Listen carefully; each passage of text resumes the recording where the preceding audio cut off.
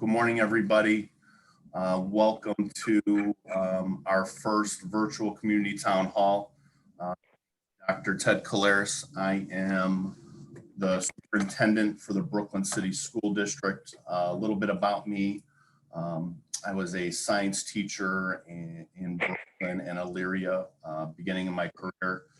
I spent about a 12-year stint in Brooklyn as a teacher, athletic director, assistant principal, and then my last 5 years as a middle school principal. Left Brooklyn in 2013 to take a principalship at Sandusky High School out in Sandusky City Schools, and then was fortunate to come back to Northeast Ohio, assistant superintendent for Cuyahoga Heights Schools for 5 years. And again, very fortunate to come back to Brooklyn this past school year as our superintendent. So very thankful to be back.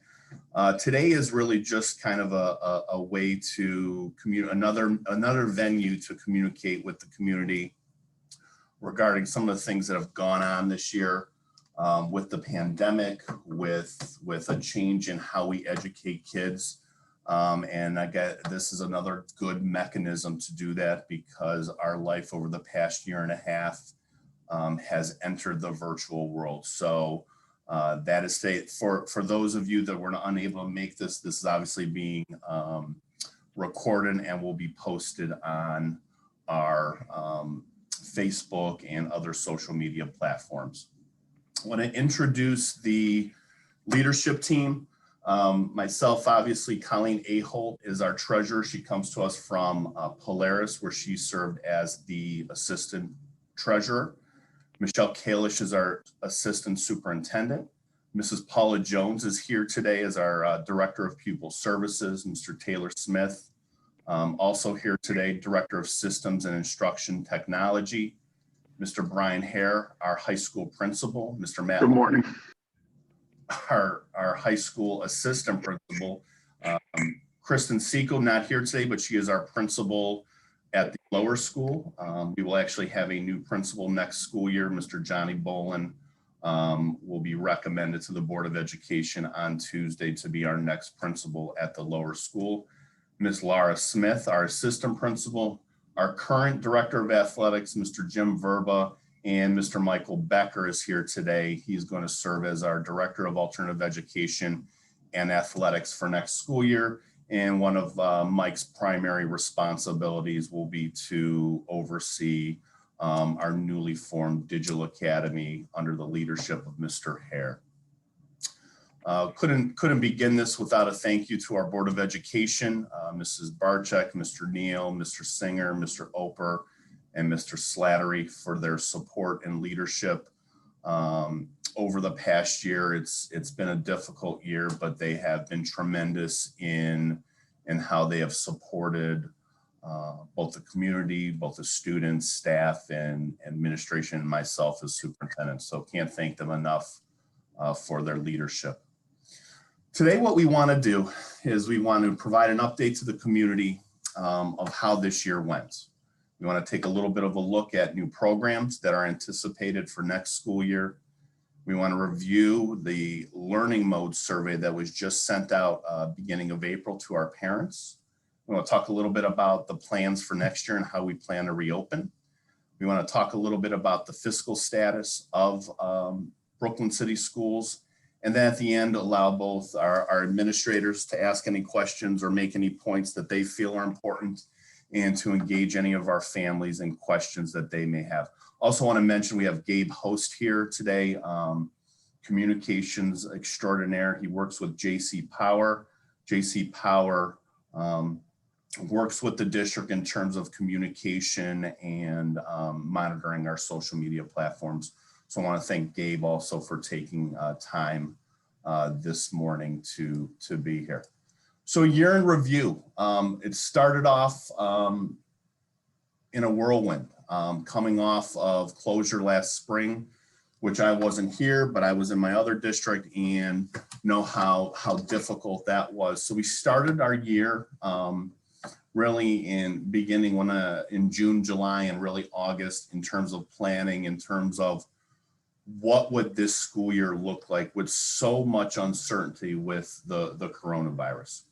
Got a Board of Health mandate back in early August, right at the beginning of August, and the Brooklyn City School District started the school year in remote learning.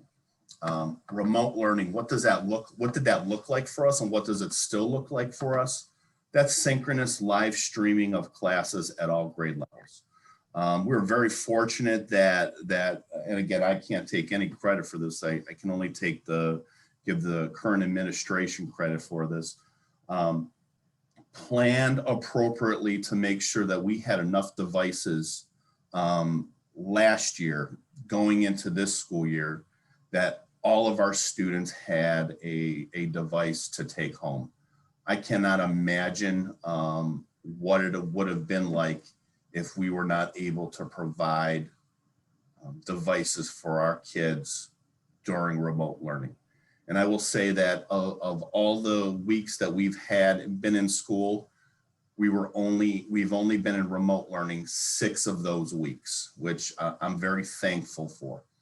But our synchronous remote learning was live streaming of classes. So looked a little bit different at our younger grades compared to our older students, but generally students followed a day-to-day schedule in which they live stream and logged into classes, and the teachers did an amazing job, staff members did an amazing job in quickly adjusting to that remote learning and that live streaming of classes. And that continues to happen today.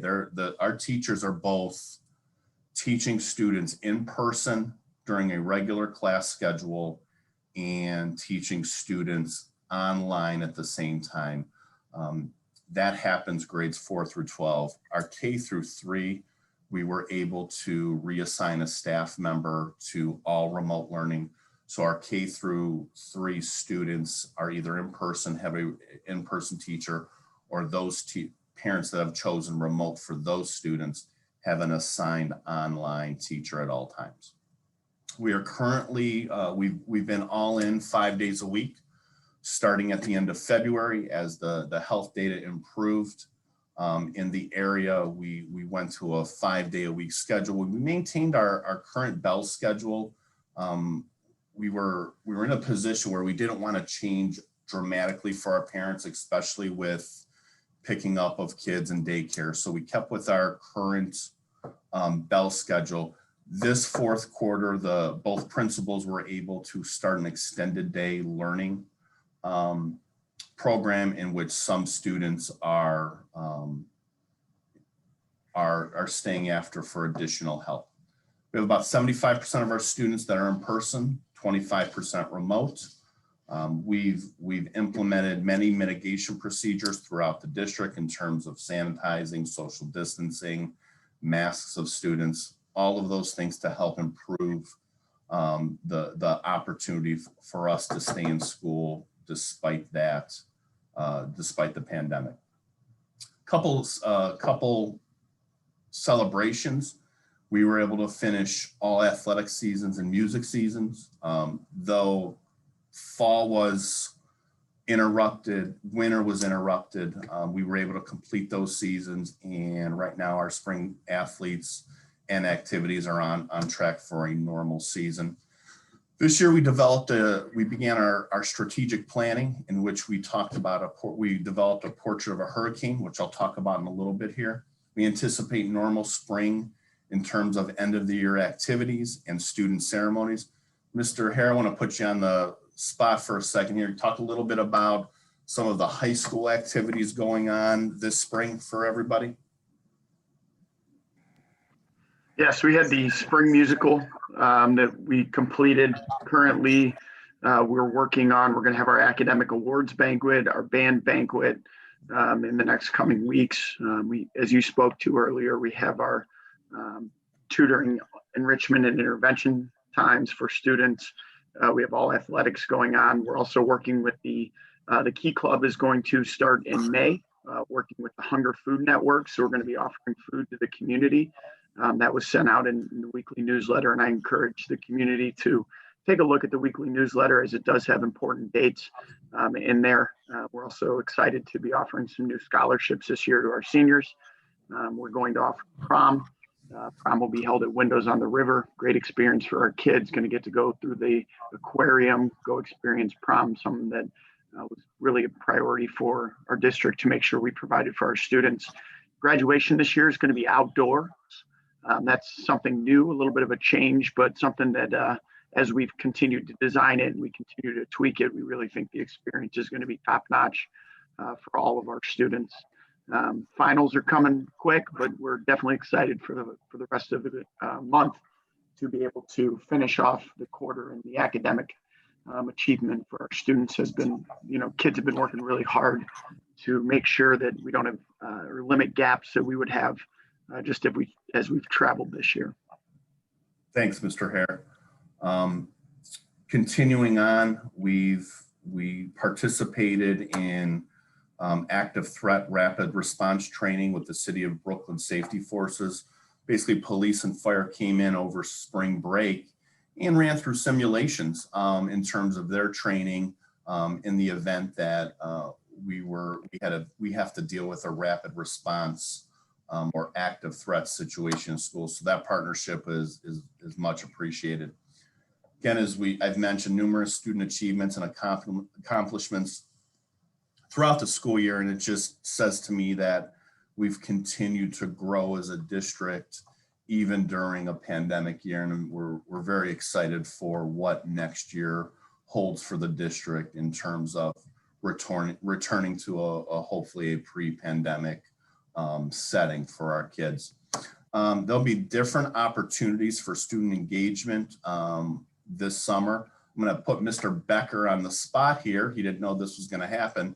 But Mr. Becker, with you taking over the athletic program, can you take about 30 seconds to talk a little bit about some of the opportunities for our kids this summer in terms of activities or student athletics?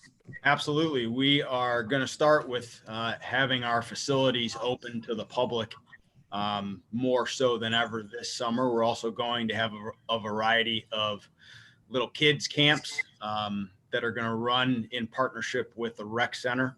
And we're also looking forward to the fall seasons coming up and everything that's involved with that. Thank you. Mr. Becker, where are families, where will they eventually be able to find all this information in terms of camps and schedules for high school athletics, summer work? Where will all that information be found? Right now, I'm working on a Google Doc that has a master schedule for everything for all sports and all fundraisers. I'm finalizing that, and Dr. Claris, I'll be sure to share that with you, and hopefully we can put it on the website. Great. Thanks, Mr. Becker. Thank you. And just another thank you to our families, community, staff, students for all their work and dedication this school year. I truly believe that the way we progressed through this year and how we're coming out of it has been amazing. Obviously wouldn't want to go through anything like this again, but I'm a firm believer that when stress hits an organization, you really see the true colors of that organization. And I couldn't be more thrilled about how we've progressed through this year. And again, that doesn't mean that we haven't learned things, and doesn't mean that we made some mistakes, but overall, I think we did a tremendous job. Our staff, our students in particular, did a great job in just adjusting to what needed to happen. This is just some current COVID data that I wanted to bring everybody's attention to. On our website, you will see this updated weekly, and every Friday I email with Gabe in terms of our total cumulative cases, both at the lower school, at our 8 through 12 high school, and you can see a summative here with the district, and then also with the staff. One point I want to make with the staff members, we have not had a staff member that has been impacted by COVID, either a presumed positive or positive themselves, since February 15th. One thing I'll mention soon is that our staff has gone through the vaccination program provided by the state of Ohio, that we partner with ESC of Northeast Ohio. And so right now we're probably about 85–95% of our staff members who have chosen to be vaccinated. So that's another positive step towards our mitigation techniques. Just want a quick reminder, this is some of the things that we've done this year for the mitigation strategies. Our students and staff are required to wear masks. We've reduced class sizes through our remote learning option. We've increased social distancing for students and staff, reduction of transition opportunities. And so what that means is we've kind of limited the amount of time kids are in the halls, kids are in classes and passing. So some of those opportunities, those transition opportunities have been reduced to help kids interact less with each other. We have right-sized the staffing to provide opportunities to reduce class sizes. In the district, we've tried to over-communicate with our families and our staff in terms of always communicating what is going on in terms of COVID. We're required by law to, every time there is a presumed positive or positive case, either staff or students, we're required by law to notify our parents and our staff members of when that happens. And so if you're watching this or you're online and you're a parent, you will see an email from me every so often saying we've had a presumed positive either at the lower school or at the high school. One thing I want to mention is that we always contact our parents first that are impacted by this exposure. So when you see that letter come from me, you will, if you have not been contacted, that means it has not impacted your student. And I try to put that in bold in the letter, try to avoid to reduce the anxiety that comes with those letters. But our nursing staff and our health aides, Mrs. Victor, Mrs. Beck, and Mrs. Manley have just done an amazing job this year with communicating both to staff, students, and families. And I'll say kudos to our families too for over communicating when their student may be sick. And I will tell you that has been one of the main reasons we've been able to stay in school so long, and we've been able to maintain a 4-day-a-week hybrid schedule this year, is because our families have done an amazing job with communicating, not sending kids to school sick, and just really being transparent in terms of what's going on in terms of the health situation of their students. So thank you to the families for being able to do that. And I guess the last piece here is we always adjust and we're always learning in terms of how to deal with this pandemic. Everything changes quickly. We're continuously getting new mandates and requirements, and we will try to communicate that information to staff and families as quickly as we can. But I would always encourage any family member, any parent, any community member, if you ever have a question or a concern, don't hesitate to email me with that. I'm pretty good about getting back to everybody in terms of emails within a pretty quick time frame. Little bit of an update for this year and in terms of what we are going to plan for next year. So we created the Brooklyn Digital Learning Academy, which will be led by Mr. Becker for next school year under Mr. Hare's leadership. But that Digital Learning Academy is for grades 9 through 12. Mr. Hare, you want to take about 30 seconds here to describe what the Brooklyn Digital Learning Academy is?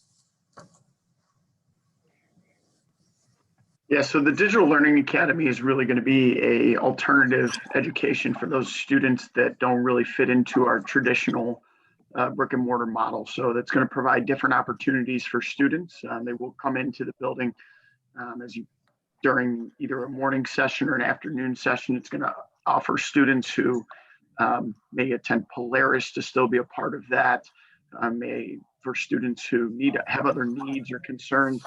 If they're medical concerns, it's going to create a smaller group for students to come into. Transitions, they'd have a small group for students as they're in the building. We are going to have an intervention specialist. We'll have different content specific teachers. It's going to be an online learning platform that we'll use with our teachers supporting those students to making sure that they have gained comprehension of the academic content for. We're also going to offer some different programs through it as well. We've worked this year partnering with an organization that does some different teaching in financial literacy, job skills, different life skills, goal setting, some of those skills. So we're going to have some seminars on that. Really, the goal of the Digital Learning Academy is to provide an opportunity for students who may not have achieved success in traditional school. And one big thing for us in creating the Digital Learning Academy is we don't want it to be, it's really going to be specific for individual students.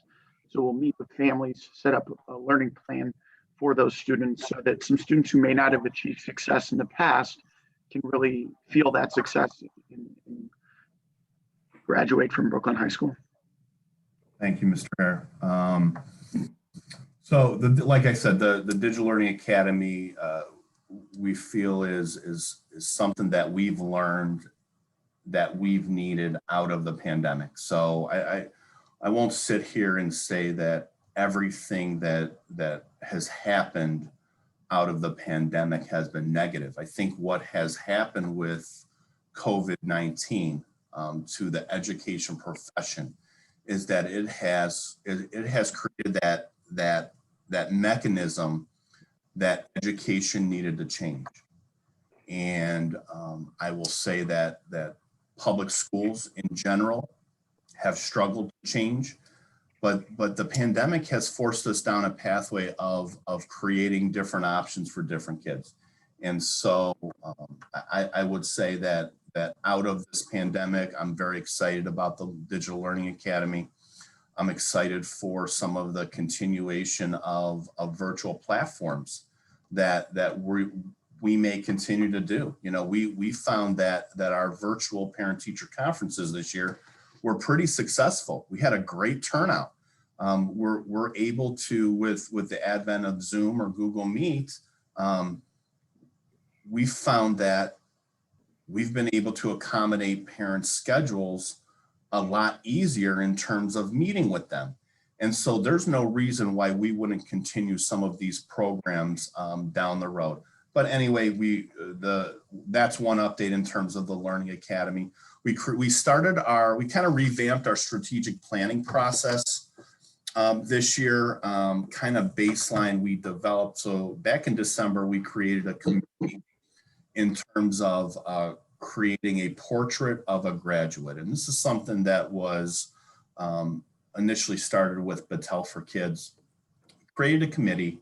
And what the general goal of the committee was to look at all of our students, pre-K through 12, and develop competencies that we want our graduates to have when they walk out of our doors, whether they start in pre-K or they start in 7th grade. We want all of our graduates to have these certain characteristics and competencies, and I'll talk about that in a minute. We've revamped our hiring process, and kudos to the administrative team, in particular, Mrs. Kalish, who has taken a look at our hiring practices. And again, the goal is to, as we have retirements or we add new positions, the goal is to attract the best candidates for our staff, for our students. And so we've taken a hard look at how we hire and evaluate our applicants, both classified and certified. District will return to an in-person format next school year. We will again have some limited opportunities for remote learning for grades K through 8, but I will say that I'm in general belief that I think we've passed the worst of this pandemic, and that especially with vaccinations available throughout the United States. And we know that there are going to be some needs for some of our students to have remote learning as an option. had about 92% of our families that surveyed that said that they want to return to in-person learning. And so next year we will continue to do that. Our new bell schedule for next year, and principals will formally announce this to parents later this early this summer. But our grades K through 4 will be 8:30 a.m. to 3:05 p.m. and grades 5 through 12 will be 8 a.m. to 3:05 p.m. And we know that there's going to be some overlap between siblings in that K through 4 band and siblings in that 5 through 12 band. And we're going to make accommodations for moms and dads and grandmas and grandpas to drop off students at the same time so that makes it easier for them from a day-to-day perspective. But we're still going to be dismissing a little bit earlier than normal, 3:05. But again, this is our plan to go back to a regular 5-day-a-week in-person schedule for next year. One thing, we will be transitioning to Final Forms next year. This is going to be our new registration software and software that we collect emergency forms and other information. More information will come to families later in the summer about Final Forms from Mr. Taylor. Again, we're going to continue, like I said before, virtual opportunities for parent engagement and convenience. And then I've mentioned we're going to transition to a pre-pandemic schedule for next school year. This is what I mentioned before in terms of the portrait of a hurricane. This was a committee developed. There are probably 35 committee members from administrators, teachers, classified staff members. We had a board member, we had parents, and they generally, this is the portrait that came out of in terms of how we want our students to look when we go through, when they graduate high school with us. I'll quickly talk about the competencies. I'm not going to go into the detail, but care and self-awareness, cultural acceptance and citizenship, connection to our community, communication, critical thinking and problem solving, and creativity and innovation were the 6 competencies that the committee came up with.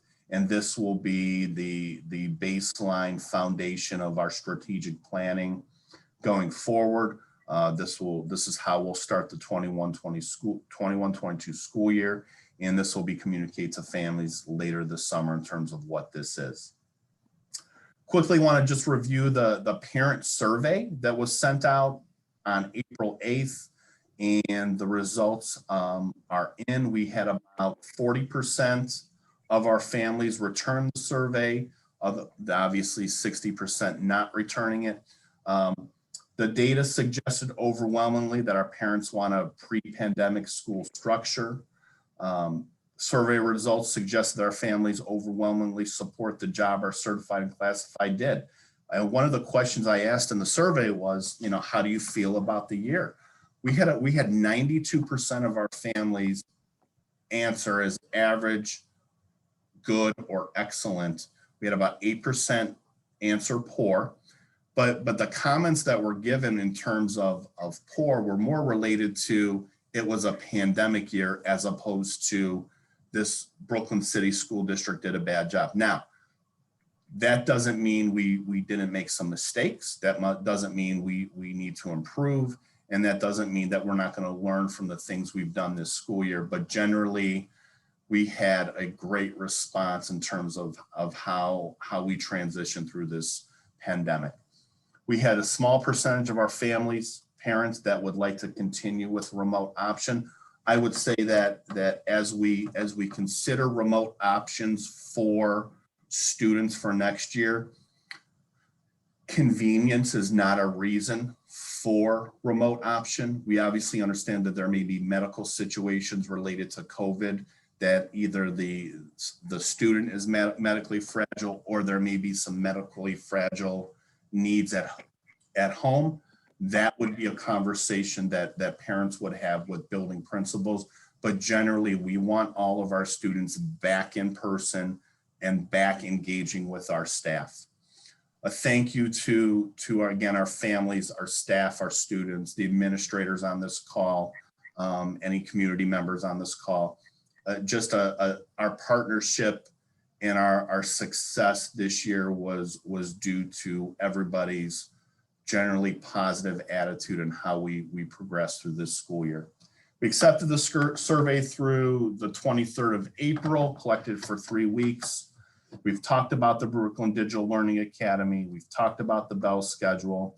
We know that there will be some asynchronous remote learning option available, but remote, here's what I would say, remote learning, if parents want to take advantage of that for medical reasons, will look very different than it does this school year. We do not, right at this moment on May 1st, we do not intend to offer the synchronous live streaming of classes like we did this year. Staffing is a big determination in that. And so remote option, though it'll be supported through that asynchronous or that kids work at their own pace platform, it will look a little bit different for families next year if we go down that road. Next steps for our reopening plan, we're gonna continue to collect the data. We're gonna continue to analyze what's happening in the community, what's happening from the health perspective. We're hoping to determine a preliminary learning mode option in terms of that asynchronous piece for our K through 8 families. We know that 9 through 12 remote learning will only go through Brooklyn Digital Learning Academy next year. If parents are interested in the Digital Learning Academy, they need to apply to that program. Mr. Herrick, can you talk a little bit about that process and maybe some of the things that you're doing to identify students that may be interested in? And Ms. Smith too, I want to put you on the spot here too. What are we doing in terms of communicating with families in terms of what remote options may be available for families next year? Well, I know we have talked about the third-party vendor coming in for our platform for those people who really need the virtual option for medical reasoning. We are currently calling families to see what the major need is and who wants it, because we want to get all our students back in the building. So at the lower school, you are calling current remote families and talking them about these options? Correct. Yes, because we want all the kids. Perfect. Mr. Hare?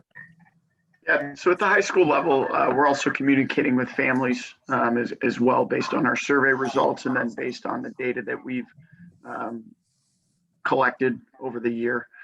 So the process for entering the Digital Learning Academy, there's really 2 approaches that we're taking with it. There are some students that we've identified who have just really experienced success, maybe that they haven't experienced before. That's more of a conversation between Mr. Larson and myself with those families, if it is the right approach for them. And then also there is an application. So families there every week in the newsletter, we're sending out information on the Digital Learning Academy. There's also a Google form that can be filled out. And then Mr. Larson and myself, we put together a team of teachers and who will be supporting the Digital Learning Academy.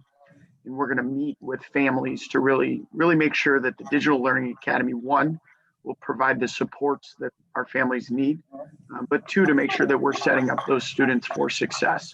So there is an application process and they will meet with the team.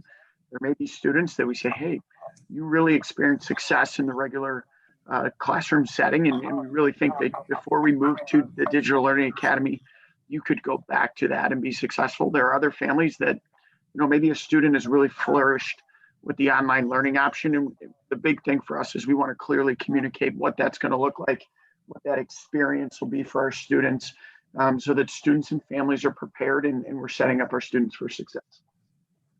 Thanks, Mr. Hare.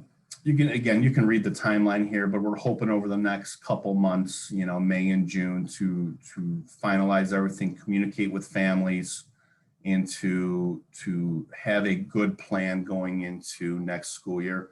Again, we still need to reevaluate some of we need to make sure that our mitigation techniques are still in place for next year, because obviously we're going to have more students in the building. But that's a process of just looking at what we're doing, tweaking it, and making sure that the health standards are still going to be there for our kids and staff when they enter the building at the end of August.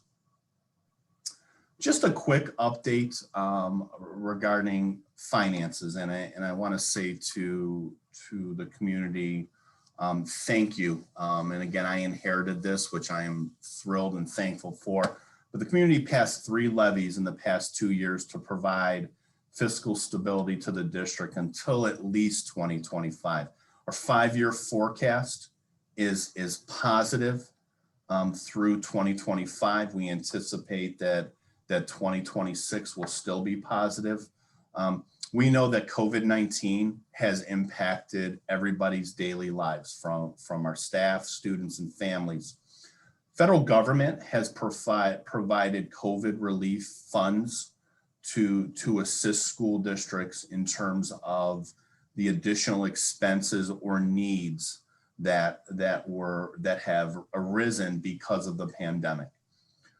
We know that there is learning loss for some of our students. We know that there are some social emotional needs that we need to address. We know that we're going to have a little bit higher retirement than we would have normally have. And I think we're seeing that across the area. So we're going to have to replace high quality staff. We're going to need to continue to professionally develop our staff. And what we need to do is we need to address all of these needs of the district, but we need to do so appropriately and effectively so that we can sustain those programs throughout the 2025 school year or fiscal year. Just some information from a financing and from a communication standpoint. We have a classified contract that expires in 2022, so at the end of next school year. And then we have a teaching contract that expires at the end of 2023. And we're looking forward to negotiating new agreements with both classified and certified staff in a quick and efficient manner. We know that we have scheduled renewal levies. And again, renewals mean no new taxes in fiscal year 24 and 25. And what that means from a calendar perspective is that those renewals will most likely appear in calendar year 2023 and calendar year 2024. Myself, Mrs. A, our treasurer, are currently working with the Board of Education to make sure that we're all on the same page in terms of the district finances and making sure that we have the correct information and correct need before we go back to the community for any new operating money. But obviously those renewals that are scheduled are no new taxes. Couple things that we've addressed pretty quickly this year, or at least I have in recommendations from the administrative team and Board of Education. We have some big capital improvement projects that we really need to address over the next 2 to 4 years. We know that we need to replace the track at Brooklyn Stadium. The track is both used by district staff and district students, but we know it's used by our community members. So we want to make sure that we replace that track in a timely manner. Pricing of the track is about $250,000. So that's something that we're going to have to address as a district in the next 2 to 4 years. We have to repair and maintain our parking lots. We have to prepare for the replacement of our new stadium field in 6 years. I mean, those turf fields are amazing and wonderful, but there's about a 10 to 12 year lifespan on those fields. And we know that we got the field 5 years ago, so we anticipate in the next 6 years that we're going to need a new field. New fields are about $500,000 once you need to replace those.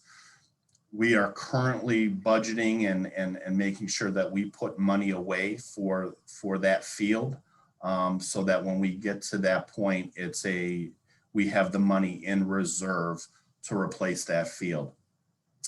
Transportation is coming back in a small form next year for Brooklyn. You'll see Brooklyn buses rolling again on the streets. We're also going to be partnering with J&F Transportation. And so we will need to maintain and repair parts of the transportation garage. We're going to need to look at our vehicle purchase schedule. So we're going to need to look at some of those things over the next 2 to 4 years. We need to beautify the grounds. We need to look at our landscaping. We need to look at some of our fencing, painting, building and directional signage. So those are some of the things you're going to start seeing around the district complex over here off of Bidoff, but also over at the stadium complex on Hurricane Alley.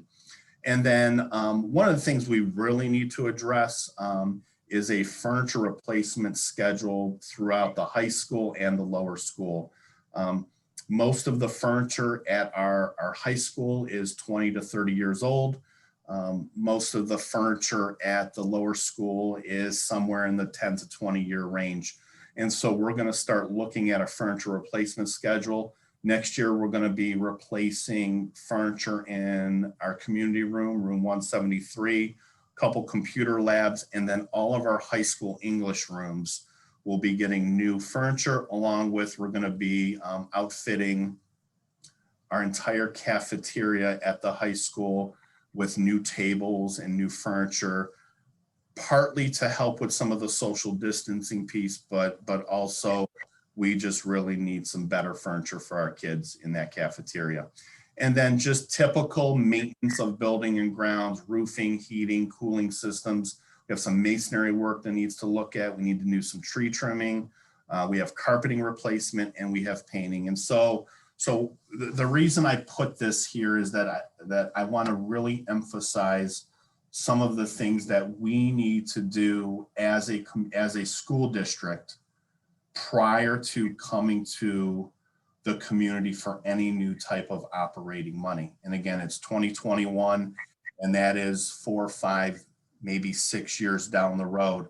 But these are some of our responsibilities that we need to do as a district.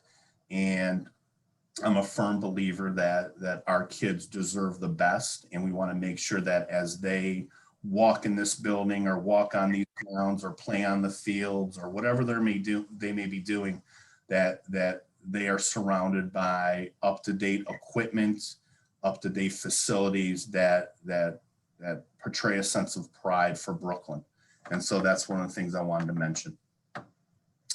And I will stop sharing right now. We are still recording, but I see we have two visitors that have joined us from outside the administrative team. Are there any questions either from the administrative team or from our community members that have joined us in terms of anything we've talked about today?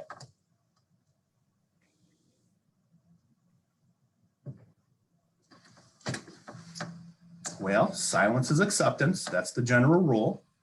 I want to thank everybody for taking 45 minutes out of your day on a Saturday morning to listen to this. This will be posted. Gabe, where are we going to have this posted? We're going to have it posted on the district YouTube channel. And so it'll be posted there, and we'll have a link to it from the website and also social media. Thank you. So if anybody has any questions that's listening, do not always contact me, email me, give me a phone, give me a call in my office. I'll be more than happy to answer any questions that you may have. So thank you very much. Enjoy your beautiful Saturday and Sunday, and we will see you soon. Thank you.